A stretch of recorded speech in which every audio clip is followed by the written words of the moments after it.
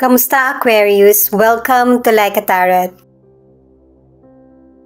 Alamin natin ang mensahe ng namayapa mong loved one.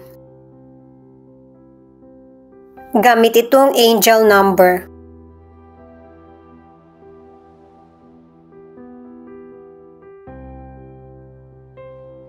"507. Your thoughts will become reality without a moment's hesitation."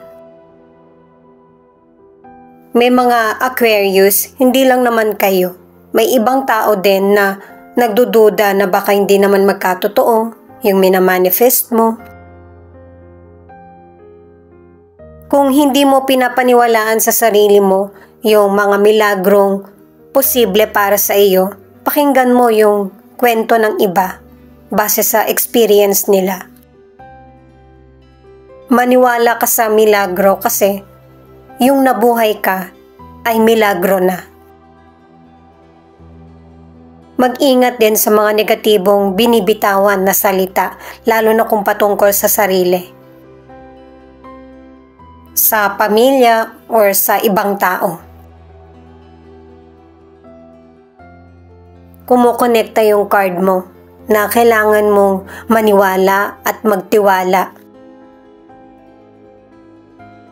Yung relasyon iba't iba naman yan eh. At ang isa pa sa importanteng relasyon na dapat pagkatiwalaan mo ay yung tiwala mo sa may kapal or kung ano man yung reliyon na pinaniniwalaan mo. Posible na yung namatay mong loved one nag-aalala sa'yo dahil sa may mga Aquarius na nawawalan ka ng pag-asa or hindi mabuting salita yung nabibitawan mo.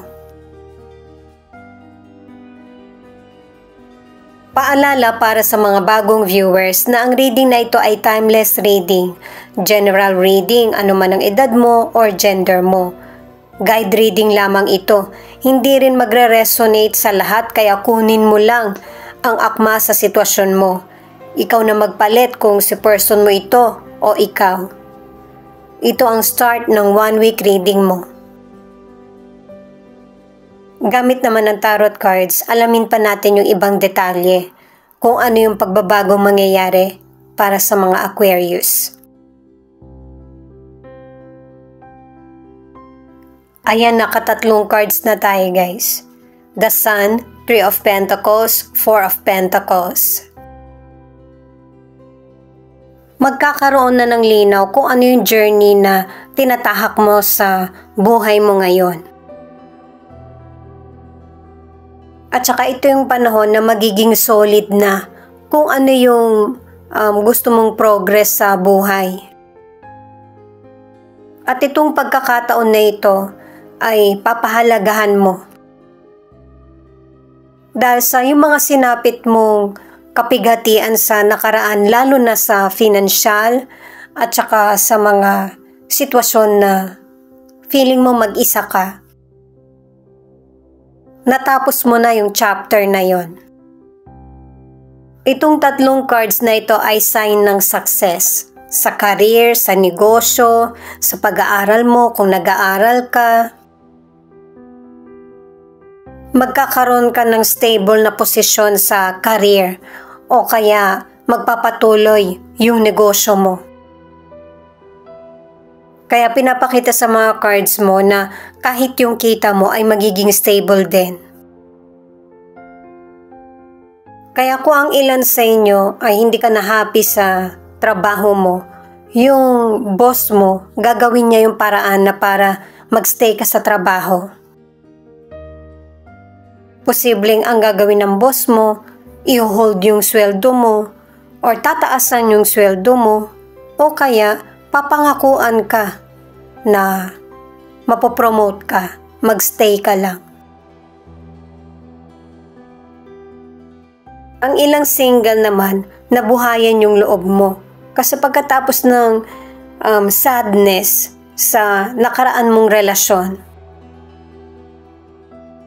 meron ng bagong person na paparating or dumating sa buhay mo na mas nagpapasaya sa'yo or nagpapakilig. May ilang single na hindi ka pa nakapag-heal sa nakaraang relasyon, pero open ka na para sa bagong person na pwede mong kilalanin. Dahil sa sinusubukan mo yung sarili mo, kung kaya mo na bang o ready ka na bang ma-in love. Mas magtitira ka para sa sarili mo kaysa sa mga kinikilala mo. Itong card naman na ito ang nagsasabi na makakatanggap ka ng tawag or good news mula sa kakilala or blessings na karapat-dapat mong makamit or matanggap. May ilang Aquarius kasi na ito na yung time na para maipagpatuloy mo yung buhay mo na magkaroon na ng progress. Unti-unti nang bumabawi sa iyo ang universe sa mga nagdaang mahirap na sitwasyon sa buhay mo. Kaya mabuti yung sabihin mo sa sarili mo para ito yung mangyayari, katulad ng sinabi ng angel number mo at ng mystical card na magtiwala. Ang ilan sa relationship, kung nagkaroon man kayo ng problema ng person mo, maisasaayos nyo na ito. Mapapakinggan nyo na kung ano yung feelings or panig ng isa't isa. Ang ilan ang nagiging dahilan kaya hindi naaayos agad ang relasyon kasi may kinikimkim na galit, selos, o kaya yung pagiging possessive. The Star, Six of Pentacles, Nine of Swords in reverse. Kahit dito sa mga cards mo, pinag-iingat ka sa kung ano yung maling kaisipan patungkol sa sarili o sa kapwa. Para-pareho natin gustong makasurvive sa buhay natin. Kung ano man yung mali or mabuting nagawa sa'yo ng kapwa mo, kailangan mong matutunan. At i-apply sa sarili yung makakabuti. Maaalis ka na sa negatibong sitwasyon, kaya positibo yung isipin mo at saka kung madasalin ka, ipagpatuloy mo para mas lalo kang mag-guide. May ilang Aquarius na mahina ang loob, kaya wag mong piliin na mag-isa. Gawin mo yung makakapagpasaya sa'yo at saka damihan mo yung friends mo. Kung may alaga kang hayop, makakatulong sa iyo yan para mawala yung kalungkutan mo or mga worries. Sa financial, pumapabor sa iyo yung kapalaran kasi may ilang Aquarius na doble yung kayod mo. Ang iba naman nag-i-invest at saka may ilang Aquarius na nag-iipon ka. Masipag din ang ilang Aquarius kaya matatanggap mo yung reward or magandang kita. Ang advice lang ng mga cards ay huwag ka masyadong mag-focus sa financial kasi hindi lang naman yun yung kailangan natin bilang tao. Dahil sa ang ilan sa sobrang kakaisip ng kakulangan sa financial, ganito yung kailangan mo, naapektuhan yung kalusugan mo.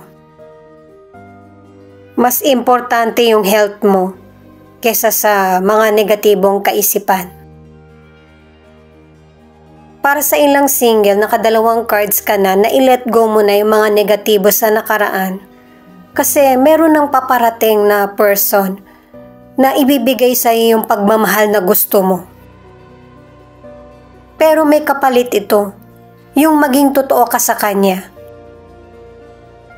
Mapagbigay at mapagmahal itong person. Kaya mas maigi na sa kanya mo ituon yung pansin mo.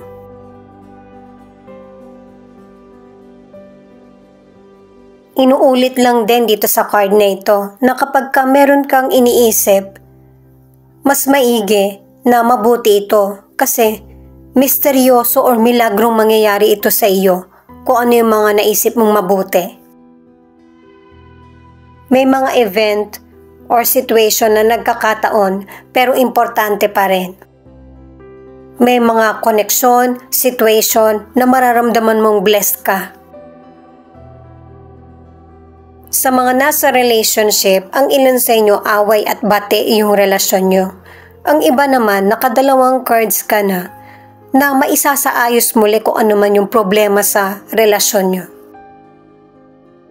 At saka, may babalik na muli sa balanse ang relationship nyo ng person mo.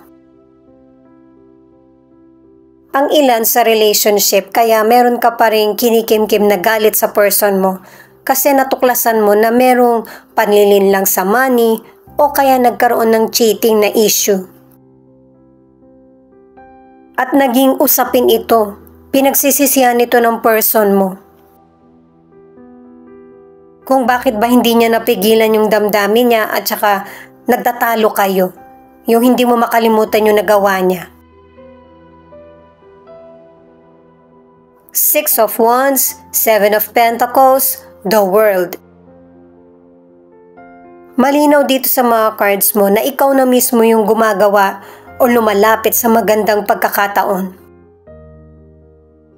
Napagtatagumpayan mo bawat challenges na nangyayari sa buhay mo. Binibigyan ka ng mga pagkakataon na para makapili ka kung anong landas ang gusto mong tahakin. At ang ilan sa inyo, ang solusyon mo ay yung lumayo sa negatibong situation o kaya person. Ang ilan sa inyo sa kalusugan, malakas yung pangangatawan mo. Kumbaga, napaglabanan mo yung disease or illness. Nagkakaroon ng improvement yung kalusugan mo kung meron ka mang illness na pinaglalabanan o kaya injured ka. Positive lahat itong mga cards para sa recovery. May ilan may changes sa sa kalusugan, pero makakatulong naman sa iyo na para yung bang mapahaba pa yung buhay mo. May ilan sa inyo may iniinom ka ng gamot o kaya merong treatment. Para sa ilang single, 'di ba sinabi nga kalimutan mo na kung ano yung nangyari sa nakaraan base sa mga naunang cards. Kasi yung potential person, long-term na commitment ang gusto niyang maghanap sa relationship niyo. Mas gusto ka niyang makilala na married na kayo, kumbaga couple na magkarelasyon. At saka single ka man or nasa relationship, lifetime partner na yung matatagpuan mo na o natagpuan na relasyon. At saka ang ilan sa relasyon ay sinisikap ng person mo na maibalik muli yung tiwala mo sa kanya or yung maging sweet kayo sa isa't isa. May ilang Aquarius na ang gusto ng person mo ay yung makasurvive ang relationship nyo. Kaya nag-e-effort yung person mo na maipagpatuloy ang relasyon o yung mag-start kayo muli. At saka, itong mga cards na ito, kung sa noon nagkikimkim ka ng galit, nakikita mo yung person mo, yung effort niya. Kaya yung galit mo ay napapawi. May ilang Aquarius din kasi na meron na kayong pamilya, meron pang anak.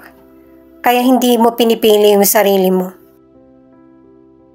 Mas pinipili mo yung happiness ng nakakarami. Hindi mo tinotolerate kung ano yung maling nagawa ng person mo.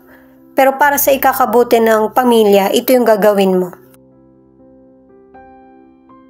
Ito naman yung feelings ng person mo na pwede rin ipakita kung ano yung feelings mo. Kasi connected kayo sa isa't isa.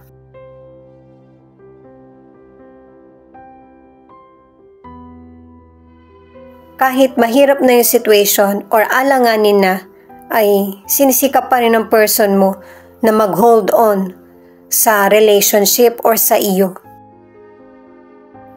Lalo na kung meron siyang nagawang mali sa iyo or mahingi yung kapatawaran mo.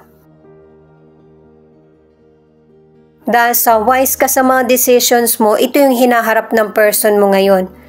Yung hustisya na kailangan niyang gampanan yung responsibilidad niya sa mga nagawa niya sa iyo o kaya sa family niyo. Posible din na naghiwalay na kayo ng person mo at gusto mo sa mas mabuting paraan, yung legal na paraan. May mga situation na hindi mo pa nalalaman yung katotohanan, pero binibigyan ka ng pangitain or sitwasyon na nauulit. Clue or hint na nagamit mo yung talas ng kutob mo para malaman yung katotohanan. May maling nakagawian ng person mo na hindi nakakatulong sa kanya, hindi rin nakakatulong sa relasyon niyo. Hirap din ang person mo na baguhin ang sarili niya sa mga maling nakagawian. At katulad na sinabi sa tarot cards, ito yung naging issue ng person mo dahil nga sa nagkaroon ng cheating or natukso yung person mo sa iba. Ito yung pinagsisisihan niya, itong trahedya na nangyari sa kanya. Lalo na't pinakita na sa cards na nagkaroon ng skandalo or napag-usapan siya. At syempre, ito isa rin naman sa karapatan niya, yung itanggi kung ano yung tingin niyang hindi naman niya nagawa.